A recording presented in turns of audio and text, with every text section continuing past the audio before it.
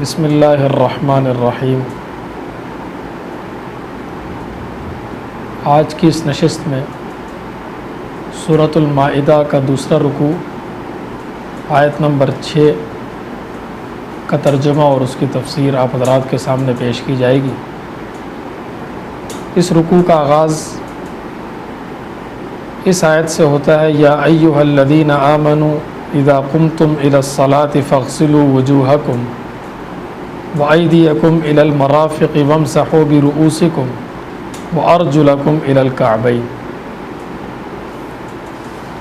اس سے پہلے جیسے ہی سورۃ المائدہ کا آغاز ہوا تھا تو اس میں یہ بات آئی تھی کہ سورۃ المائدہ کا دوسرا نام سورۃ العقود بھی ہے، اور اللہ تعالیٰ نے اس سورت میں تقریباً 16 مقامات پر یا ایھا الذین آمنوا کے ذریعے عقود ایمانیہ کو بیان فرمایا ہے کہ مسلمانوں کو یا ایھا الذین آمنوا کہہ کر 16 مرتبہ خطاب کیا، اور مختلف عقود اور مختلف معاملات اللہ تعالیٰ نے مسلمانوں کے ساتھ لیے اور بیان فرمائے، جس میں سے 2 کا تذکرہ سورۃ المائدہ کے پہلے رکوع میں ہو چکا تھا۔ ایک تھا یا ایھا الذین آمنوا اوفوا بالعقود آیت نمبر 1 میں، اور دوسرا تھا یا ایھا الذین آمنوا لا تحلوا شعائر اللہ آیت نمبر 2 میں۔ اور آج کی اس نشست میں یا ایھا الذین آمنوا جو تیسری مرتبہ سورۃ المائدہ میں آیا ہے، جو کہ آیت نمبر 6 ہے۔ اس سے پہلے جو آیات گزری ہیں اس میں اللہ تعالیٰ نے اپنی مختلف نعمتوں کا تذکرہ بھی کیا اور مختلف احکامات بھی ذکر کیے۔ ظاہر ہے جو منعم میں حقیقی ہوتا ہے، جس نے ایک انسان پر اور ایک مسلمان پر اپنے مختلف انعامات کیے ہیں، مختلف احسانات کیے ہیں، تو وہ انسان اور مسلمان اگر احساس اپنے دل میں رکھتا ہے تو وہ فوراً اس بات کے لیے تیار ہوتا ہے کہ جس اللہ نے مجھ پر احسانات کیے ہیں، جس اللہ نے مجھ پر انعامات کی بارش کی ہے، میں اس اللہ کے سامنے سربسجود ہو جاؤں، میں اس اللہ کا شکر ادا کروں، اور میں اس اللہ کے سامنے اپنے آپ کو جھکاؤں۔ اپنے آپ کو اللہ کے سامنے پیش کرنا اور اپنے آپ کو اللہ کے سامنے جھکانا اور اللہ کے سامنے سجدہ ریز ہونا، اس کی بہترین عبادت جو ہے، جو کہ اسلام کا رکن اعظم ہے، وہ ہے نماز۔ اور نماز اس وقت تک درست نہیں جب تک کہ نماز سے پہلے طہارت نہ ہو، اور طہارت شریعت میں 2 طرح کی ہوتی ہے، ایک ہوتی ہے طہارت صغریٰ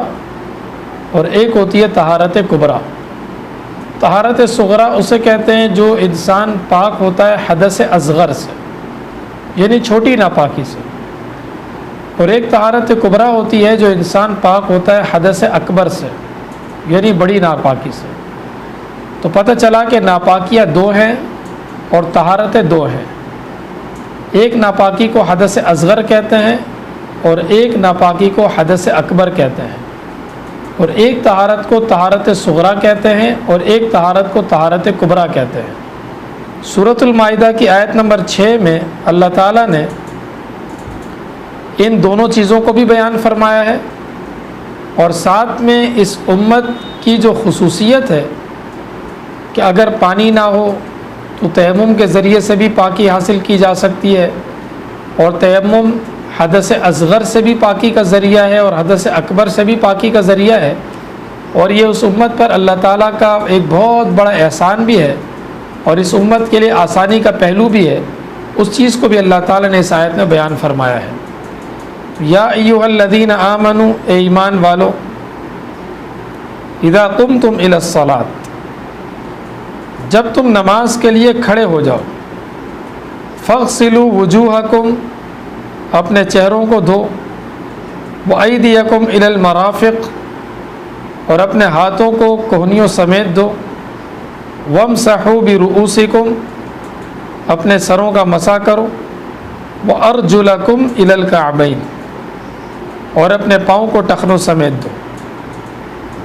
وَإِن كُنتُمْ جُنُبًا فَاطَّهَّرُوا، اور اگر تم جنوبی ہو یعنی حدث اکبر تمہیں پیش آئی ہے، فطہروا تو خوب پاکی حاصل کرو۔ اس آیت میں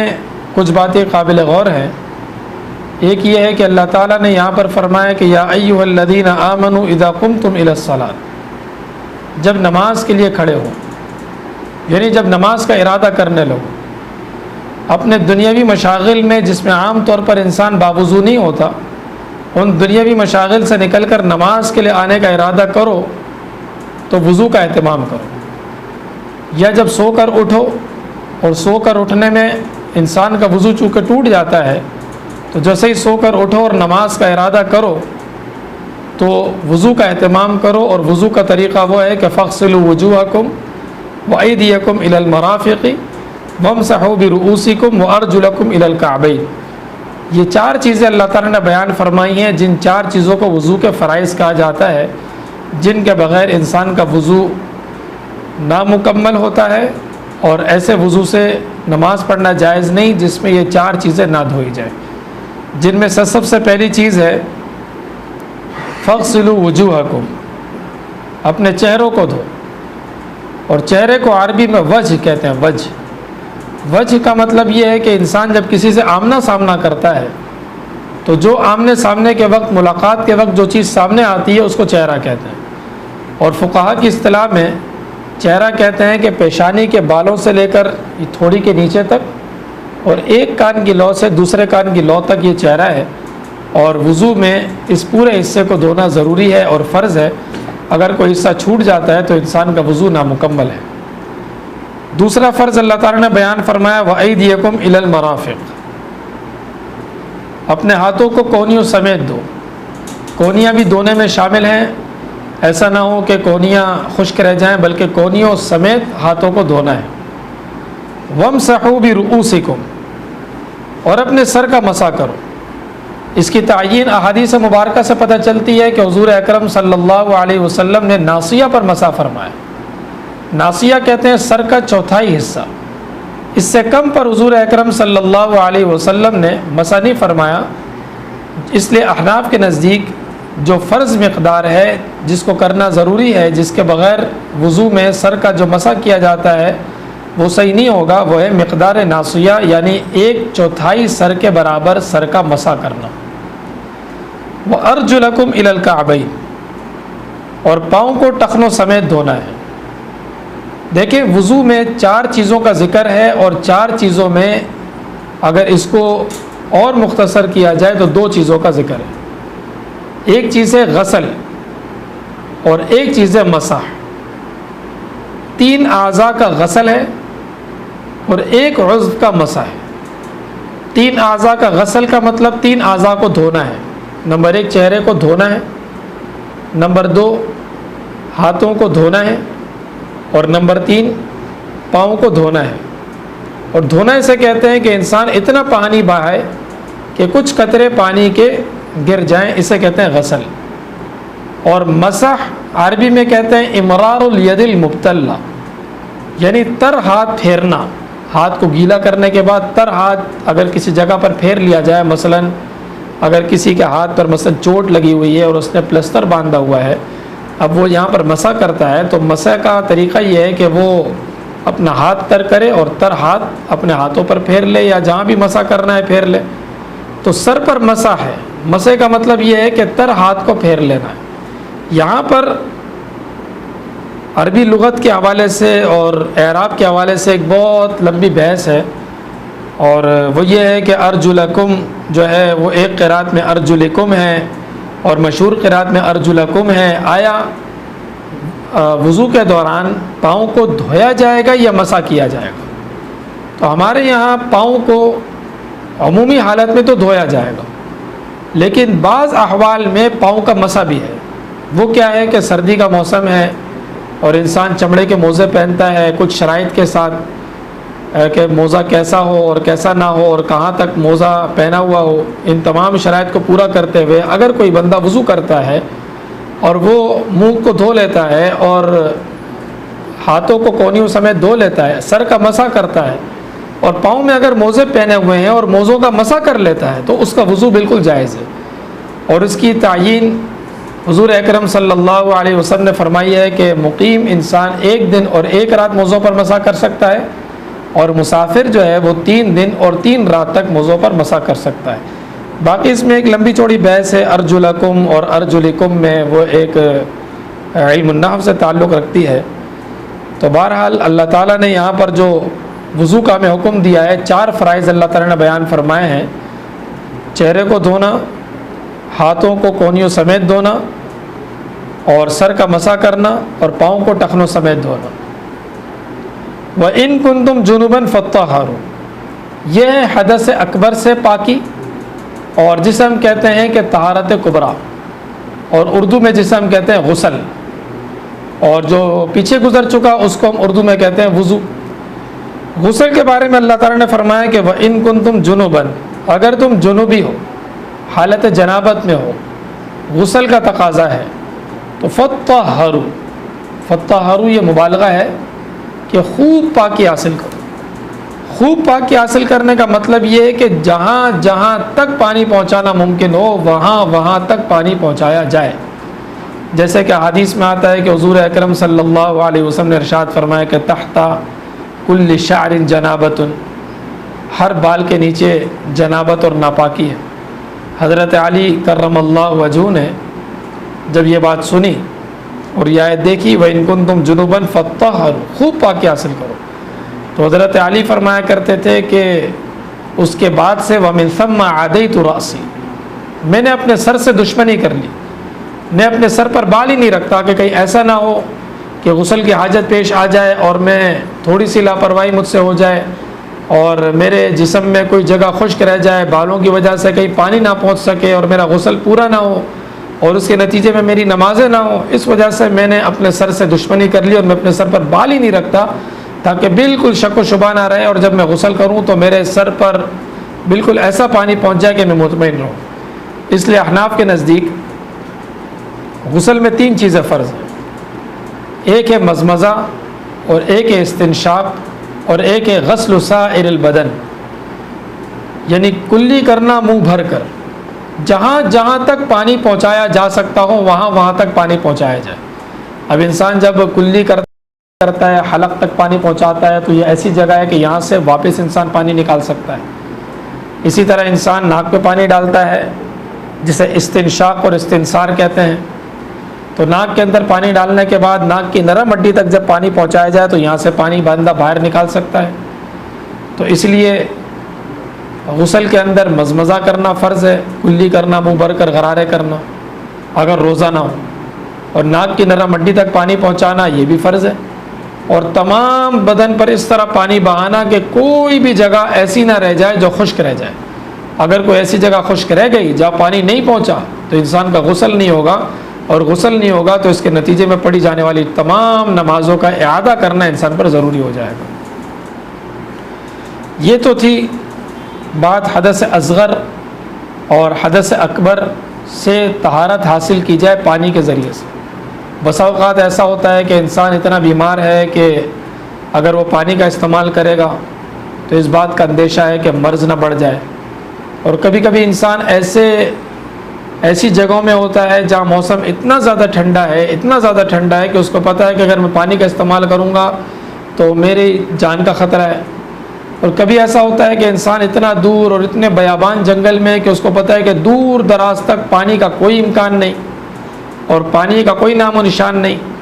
تو ایسی مجبوری کے عالم میں انسان حدث اصغر میں ہو یا انسان حدث اکبر میں ہو،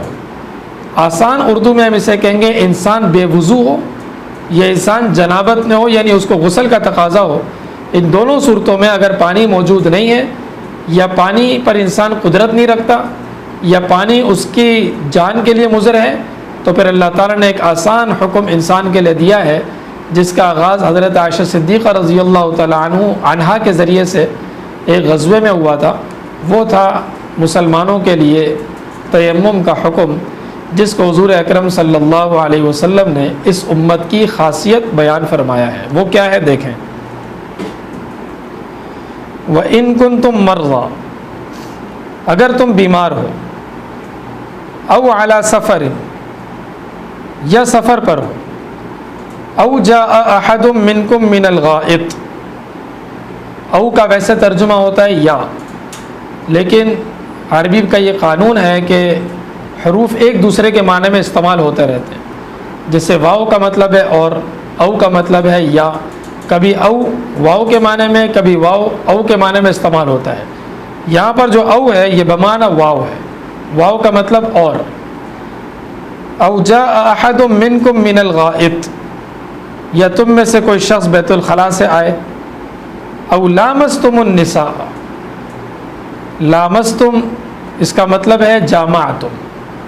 یعنی تم میں سے کوئی اپنی بیوی کے ساتھ جماع کرے، ہم بستری کرے۔ فلم تجدوا ماء، اور تم پانی نہ پاؤ، فتیمموا صعیدا طیبا، تو پاک مٹی سے تیمم کر لو، فامسحوا بوجوہکم، جس کا طریقہ یہ ہے کہ فامسحوا بوجوہکم، اپنے چہروں کا مسح کرو، وایدیکم منہ، اور اسی سے اپنے ہاتھوں کا مسح کرو۔ یہاں پر آپ دیکھیں تیمم یہ طہارت ہے حدث اصغر سے بھی اور حدث اکبر سے بھی۔ انسان بے وضو ہو تو بھی تیمم کے ذریعے سے وہ پاک ہو سکتا ہے، انسان بے غسل ہو تو بھی تیمم کے ذریعے سے وہ پاک ہو سکتا ہے، اور ان دونوں چیزوں کا تذکرہ قرآن کریم نے کیا ہے۔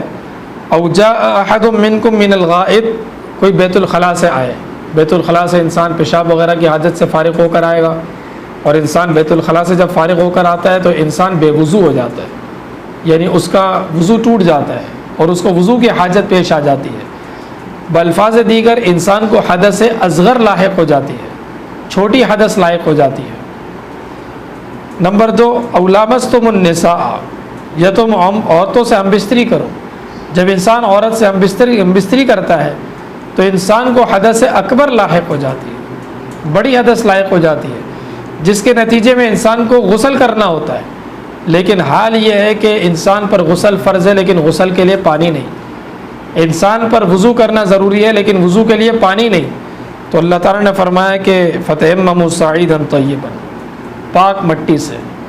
اور ہر وہ چیز جو زمین کے جنس میں سے ہو، وہ مٹی ہو یا پتھر ہو یا گرد و غبار ہو یا چونا ہو، جو چیز زمین کے جنس میں سے ہو اس سے تیمم کرو، اور اس میں 2 چیزیں ضروری ہیں، فامسحوا بوجوہکم، اپنے چہروں کا مسح کرو، وایدیکم منہ، اور دونوں ہاتھوں کا مسح کرو، اور تیسری چیز جو ضروری ہے جو لفظ تیمم بتا رہا ہے وہ یہ ہے کہ نیت اور ارادہ کرنا۔ وضو میں نیت ضروری نہیں ہے لیکن تیمم میں نیت کرنا ضروری ہے، تو اس طرح وضو کے 4 فرائض ہو گئے، چہرے کا دھونا، ہاتھوں کا دھونا، سر کا مسح کرنا، پاؤں کا دھونا، اور تیمم کے 3 فرائض ہو گئے۔ نمبر 1 نیت کرنا، نمبر 2 اپنے چہرے کا مسح کرنا، اور نمبر 3 اپنے ہاتھوں کا مسح کرنا۔ ما یرید اللہ لیجعل علیکم من حرج، نہیں چاہتا اللہ تعالیٰ کہ تم پر کوئی حرج پیدا کر دے، تمہارے لیے کوئی حرج بنا دے، مشکل بنا دے۔ ولکن یرید لیطہرکم، لیکن اللہ تعالیٰ تمہیں پاک کرنا چاہتا ہے۔ سوال یہ ہو سکتا تھا کہ جب اللہ تعالیٰ مشکل میں نہیں ڈالنا چاہتا تو اللہ تعالیٰ وضو کا حکم ہی نہ دیتا، اللہ تعالیٰ تیمم کا حکم ہی نہ دیتا۔ تو اللہ تعالیٰ فرماتے ہیں کہ حرج میں نہیں ڈالنا چاہتا لیکن تمہیں پاک تو کرنا چاہتا ہوں، تمہیں پاک کرنا چاہتا ہوں، اس لیے میں نے تمہیں وضو کا حکم دیا ہے، اور اس لیے میں نے تمہیں غسل کا حکم دیا ہے۔ اور احادیث میں آپ کو معلوم ہے کہ حضور اکرم صلی اللہ علیہ وسلم نے ارشاد فرمایا کہ جب انسان وضو کرتا ہے وہ ظاہری طور پر بھی پاک ہو جاتا ہے، نماز پڑھنا اس کے لیے جائز ہے، اس کے لیے قرآن کریم کو ہاتھ لگانا اور قرآن کریم کو چھونا اس کے لیے جائز ہے، اس لیے کہ ظاہری پاکی اس کے لیے آ گئی، اور باطنی پاکی بھی آ جاتی ہے کہ جب انسان وضو کرتا ہے تو جو اعضائے وضو انسان دھوتا ہے اللہ تعالیٰ ان اعضائے وضو سے انسان کے صغیرہ گناہوں کو معاف فرما دیتے ہیں۔ وَلِيُتِمَّ نِعْمَتَهُ عَلَيْكُمْ، اور اللہ تعالیٰ چاہتے ہیں کہ تم پر اپنی نعمتیں پوری فرما دیں، لَعَلَّكُمْ تَشْكُرُونَ، تاکہ تم اللہ تعالیٰ کا شکر ادا کرو۔ وَاذْكُرُوا نِعْمَتَ اللَّهِ عَلَيْكُمْ، اور یاد کرو اللہ تعالیٰ کی نعمتیں جو تم پر ہیں، وَمِيثَاقَهُ الَّذِي وَاثَقَكُمْ بِهِ، اور اس کا وہ وعدہ جو وعدہ اللہ تعالیٰ نے تم سے لیا، اذ قلتم، جب تم نے کہا، سمعنا و اطعنا، کہ ہم نے سن لیا اور ہم نے مان لیا۔ اللہ تعالیٰ کی نعمت یہاں پر جو اللہ تعالیٰ نے ذکر فرمائی، اس سے مراد ہے نعمت اسلام، کہ اللہ تعالیٰ کی اس نعمت اسلام کو یاد کرو جو نعمت اللہ تعالیٰ نے تمہیں عطا فرمائی ہے۔ وَمِيثَاقَهُ الَّذِي وَاثَقَكُم بِهِ، اور اللہ تعالیٰ کے اس وعدے کو یاد کرو جو اللہ تعالیٰ نے تم سے وعدہ کیا۔ کون سا؟ أَلَسْتُ بِرَبِّكُمْ، عالم ارواح میں جو اللہ تعالیٰ نے ہم سے وعدہ فرمایا تھا کہ میں تمہارا رب نہیں ہوں، اور تمام ارواح نے بیک زبان ہو کر کہا تھا کہ قالوا بلا، کہ اللہ ہمارے رب ہے۔ اور دوسرا وعدہ جب انسان اسلام میں داخل ہوتا ہے اور لا الہ الا اللہ محمد الرسول اللہ کہتا ہے، تو وہ اللہ تعالیٰ سے ایک وعدہ کرتا ہے، عہد کرتا ہے، جس کا تذکرہ سورۃ المائدہ کی پہلی آیت میں ہوا کہ یا ایھا الذین آمنوا اوفوا بالعقود، اے ایمان والو اپنے وعدوں کو پورا کرو جو اللہ تعالیٰ سے تم نے عہد و پیمان کیا ہے کہ ہم پورے کے پورے دین پر عمل کریں گے۔ اور کسی بھی انسان کو کسی کام پر اکسانے کے لیے اور کسی کام پر تیار کرنے کے لیے دو کام کرنے پڑتے ہیں۔ نمبر ایک، اپنی نعمتیں یاد دلانی پڑتی ہیں، اور نمبر دو، وعدہ یاد دلانا پڑتا ہے۔ اللہ تعالیٰ نے فرمایا کہ میری نعمتیں یاد کرو، میں نے نعمتیں تم پر کی، اور میرے اس وعدے کو یاد کرو جو میں تم سے وعدہ کر چکا تھا۔ اذ قلتم سمعنا واطعنا، جب تم نے کہا تھا ہم نے سن لیا اور ہم نے مان لیا۔ حضور اکرم صلی اللہ علیہ وسلم سے جب بھی صحابہ کرام بیعت کیا کرتے تھے تو وہ یہ جملہ کہا کرتے تھے، سمعنا واطعنا واتقوا اللہ، اور اللہ تعالیٰ سے ڈرو، ان اللہ علیم بذات الصدور، اللہ تعالیٰ دلوں کے حال کو جاننے والا ہے۔ یا ایھا الذین آمنوا کونوا قوامین للہ شہداء بالقسط، یہاں سے آپ دیکھیں آیت نمبر 8 جو بھی پڑھی گئی، اس میں چوتھی مرتبہ یا ایھا الذین آمنوا کا تذکرہ ہے، اور یہ بات یاد رکھیے گا کہ اس صورت میں 16 مرتبہ یا ایھا الذین آمنوا کا تذکرہ ہوگا، جس کو عقود ایمانیہ کہا جاتا ہے، اور یہ چوتھی مرتبہ یا ایھا الذین آمنوا ہے۔ عبادات کے بعد اب اللہ تعالیٰ معاملات کا بیان ارشاد فرماتے ہیں کہ یا ایھا الذین آمنوا، اے ایمان والو، کونوا قوامین للہ، اللہ تعالیٰ کی خوشنودی کے لیے احکام کی پوری پابندی کرنے والے ہو جاؤ، اللہ تعالیٰ کے احکامات کو دل و جان سے پابندی کرنے والے ہو جاؤ، شہداء بالقسط، انصاف کے ساتھ گواہی دینے والے بن جاؤ۔ اس میں دونوں چیزیں آ گئیں، ایک ہے حقوق اللہ کو پورا کرو، قوامین للہ، نمبر 2 حقوق العباد کو پورا کرو، شہداء بالقسط، سامنے عزیز و اقارب آ جائیں تو بھی انصاف کے ساتھ گواہی دینی ہے، سامنے دشمن آ جائیں تو بھی انصاف کے ساتھ گواہی دینی ہے، سامنے دوست احباب آ جائیں تو بھی انصاف کے ساتھ گواہی دینی ہے۔ وَلَا يَجْرِمَنَّكُمْ شَنَآنُ قَوْمٍ، اور کسی قوم کی عداوت اور بغض تمہیں اس بات پر نہ ابھارے، عَلَىٰ أَلَّا تَعْدِلُوا، کہ تم عدل نہ کرو، اعدلوا، عدل کرو، هُوَ أَقْرَبُ لِلتَّقْوَىٰ، عدل تقوی کے زیادہ قریب ہے، عدل انسان کو متقی بناتا ہے۔ واتقوا اللہ، اور اللہ سے ڈرو، ان اللہ خبیر بما تعملون، اور بے شک اللہ تعالیٰ باخبر ہے ان تمام کاموں سے جو تم کرتے ہو۔ آگے اللہ تعالیٰ نے مسلمانوں کو بشارت دی ہے کہ وعد اللہ الذین آمنوا وعملوا الصالحات، اللہ تعالیٰ نے وعدہ کیا ان لوگوں کے ساتھ جو ایمان لائے، وعملوا الصالحات، اور نیک اعمال کیے، لہم مغفرۃ، ان کے لیے مغفرت بھی ہے، وَأَجْرٌ عَظِيمٌ، اور بہت بڑا اجر بھی ہے۔ یہ قرآن کریم کا ایک قانون اور ایک دستور ہم اس کو کہہ سکتے ہیں کہ اللہ تعالیٰ نے جہاں بھی مغفرت اور اجر عظیم کا وعدہ کیا ہے اس کو وابستہ کیا ہے 2 چیزوں کے ساتھ۔ اسی طرح اللہ تعالیٰ نے جہاں بھی قرآن کریم میں جنت کا تذکرہ کیا ہے اس کو وابستہ کیا ہے 2 چیزوں کے ساتھ، یا 2 چیزوں کے ساتھ، یا ایک چیز کے ساتھ، لیکن وہ 2 چیزیں ایک ہے اور ایک 2 ہیں۔ وہ کیسے؟ دیکھیں، لفظ تقوی،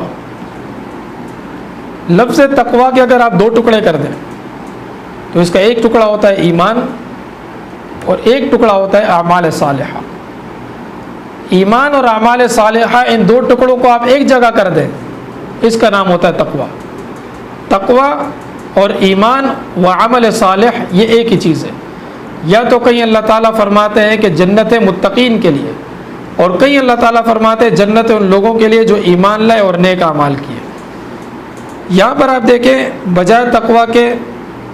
جو تقوی کے دو ٹکڑے ہیں ان کا اللہ تعالیٰ نے یہاں تذکرہ فرمایا ہے کہ آمنوا وعملوا الصالحات۔ اللہ تعالیٰ نے ان لوگوں کے ساتھ وعدہ فرمایا ہے کہ جو ایمان لائے اور نیک اعمال کیے، مختصر الفاظ میں کہیں گے متقین، اور تشریح والے انداز میں کہیں گے ایمان والے اور عمل صالح والے، لہم مغفرۃ و اجر عظیم۔ والذین کفروا، اور وہ لوگ جنہوں نے کفر کیا، وکذبوا بآیاتنا، اور ہماری آیتوں کو جھٹلایا، اولئک اصحاب الجحیم، وہ جہنم والے ہیں۔ اس کے بعد یا ایھا الذین آمنوا اذکروا نعمت اللہ علیکم اذ ہم قوم ان یبسطوا الیکم ایدیہم فکف ایدیہم عنکم واتقوا اللہ وعلی اللہ فلیتوکل المؤمنون۔ یہ 5ویں مرتبہ یا ایھا الذین آمنوا کا تذکرہ ہے جو سورۃ المائدہ میں آیا ہے۔ وہ یہ ہے کہ یا ایھا الذین آمنوا، اے ایمان والو، اذکروا نعمت اللہ علیکم، اللہ تعالیٰ کی جو نعمتیں ہیں تم پر ان کو یاد کرو۔ اذ ہم قوم، جب کہ ایک قوم نے ارادہ کیا تھا، ان یبسطوا الیکم ایدیہم، کہ وہ اپنے ہاتھ تمہاری طرف بڑھائیں، فکف ایدیہم عنکم، اللہ تعالیٰ نے ان کے ہاتھوں کو تم سے روک لیا، واتقوا اللہ، اور اللہ سے ڈرو، وعلی اللہ فلیتوکل المؤمنون، اور اللہ ہی پر چاہیے کہ بھروسہ کریں وہ لوگ جو کہ مومن ہیں۔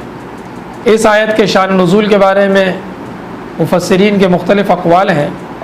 کہ ایک مشہور واقعہ جو حضور اکرم صلی اللہ علیہ وسلم کے ساتھ پیش آیا، حضرت جابر رضی اللہ تعالیٰ عنہ فرماتے ہیں کہ حضور اکرم صلی اللہ علیہ وسلم آرام فرما تھے اور آپ کی تلوار لٹکی ہوئی تھی، اور ایک کافر آیا اور اس نے حضور اکرم صلی اللہ علیہ وسلم کے سامنے وہی تلوار اپنی نیام سے نکالی، اور آپ صلی اللہ علیہ وسلم سے کہنے لگا کہ من یمنعک منی، اب آپ کو مجھ سے کون بچائے گا؟ حضور اکرم صلی اللہ علیہ وسلم بڑے تسلی والے لہجے میں اور بڑے پرسکون اور بڑے اطمینان کے ساتھ آپ صلی اللہ علیہ وسلم نے اس کی باتوں کو سنا، اور اس کے ہاتھ سے جب تلوار گری اور حضور اکرم صلی اللہ علیہ وسلم نے وہ تلوار اٹھائی، اور آپ نے فرمایا کہ اب تم بتاؤ کہ تمہیں میرے ہاتھ سے کون بچائے گا۔ اسی طرح حضور اکرم صلی اللہ علیہ وسلم کو کچھ یہودیوں نے اس بات کی کوشش کی تھی کہ آپ کو زہر دے دیا جائے اور نعوذ باللہ آپ کو ختم کر دیا جائے۔ اسی طرح کچھ لوگوں نے حضور اکرم صلی اللہ علیہ وسلم کے اوپر کوشش کی کہ آپ کے اوپر کوئی دیوار گرا دی جائے، اور بالکل اسی طرح قریش کی قوم میں ابتدائی اسلام میں آپ صلی اللہ علیہ وسلم کے ساتھ برائی کا ارادہ فرمایا۔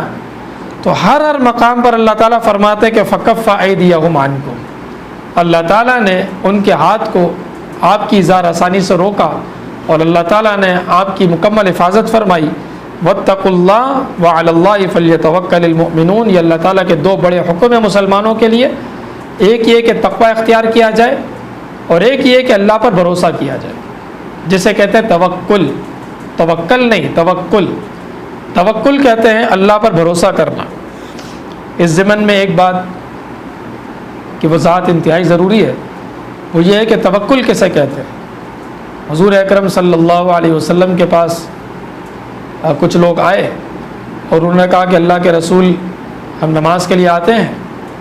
اور اپنی سواریاں جو ہے اگر ہم کھونٹے سے باندھ دیں نہیں اور ان کو ویسے ہی چھوڑ دیں اور اللہ پر بھروسہ کر لیں کہ اللہ تعالیٰ حفاظت کرنے والا ہے، جس طرح آج کل کے زمانے میں ہم کہیں کہ کوئی بندہ مسجد میں نماز پڑھنے کے لیے آ رہا ہے، اپنی گاڑی میں آ رہا ہے، اپنی بائک میں آ رہا ہے، اور وہ یہ کہے کہ میں بائک کو تالا نہ لگاؤں، گاڑی کو تالا نہ لگاؤں اور مسجد میں آ جاؤں اور میں یہ کہوں کہ میں نماز پڑھنے آیا ہوں، اللہ تعالیٰ حفاظت فرمائیں گے۔ حضور اکرم صلی اللہ علیہ وسلم نے فرمایا کہ یہ توکل نہیں ہے۔ توکل یہ ہے کہ اسباب پورے اختیار کرو، اپنے جانور کو کھوٹے کے ساتھ باندھو، اپنی گاڑی کو تالا لگاؤ، پھر اس کے بعد اللہ پر بھروسہ کرو کہ میں نے اسباب تو اختیار کر لی ہیں، اگر اللہ چاہیں گے تو یہ اسباب میرے کام آئیں گے، اور اگر اللہ نہیں چاہیں گے تو ان تمام اسباب کے ہوتے ہوئے بھی میرے اسباب کچھ بھی کام نہیں آئیں گے، بلکہ اللہ کا حکم کام آئے گا۔ اس لیے ایک شاعر نے کہا تھا کہ توکل کا مطلب ہے کہ خنجر تیز رکھ اپنا، پھر اس کی تیزی کو مقدر کے حوالے کر۔ یہ نہیں ہے کہ خنجر بھی تیز نہیں ہے اور یہ کہہ دیا جائے کہ اللہ تعالیٰ اس خنجر کے ذریعے سے ہی کام فرما دیں گے۔ جس طرح قرآن کریم کی آیت میں ہے کہ حجاج آیا کرتے تھے اور وہ یہ کہا کرتے تھے کہ ہم تو اللہ کے گھر کے مہمان ہیں اور اللہ تعالیٰ ہی یہاں پر کھلائیں گے اور اللہ تعالیٰ ہی سارا بندوبست کریں گے. تو اللہ تعالیٰ نے فرمایا کہ نہیں، وَتَزَوَّدُوا، زاد راہ اختیار کرو، فَإِنَّ خَيْرَ الزَّادِ التَّقْوَىٰ، اور بہترین زاد راہ یہ ہے کہ لوگوں سے سوال سے بچنا، لوگوں کے سامنے ہاتھ پھیلانے سے بچنا. لہٰذا یہاں بھی اللہ تعالیٰ نے 2 حکم ارشاد فرمائے. نمبر 1 وَاتَّقُوا اللَّهَ، اللہ تعالیٰ سے ڈرو، اور دوسرا حکم اللہ تعالیٰ نے یہ ارشاد فرمایا وَعَلَى اللَّهِ فَلْيَتَوَكَّلِ الْمُؤْمِنُونَ، اور اللہ ہی پر مومن بھروسہ کیا کرتے ہیں. وآخر دعوانا ان الحمد للہ رب العالمین.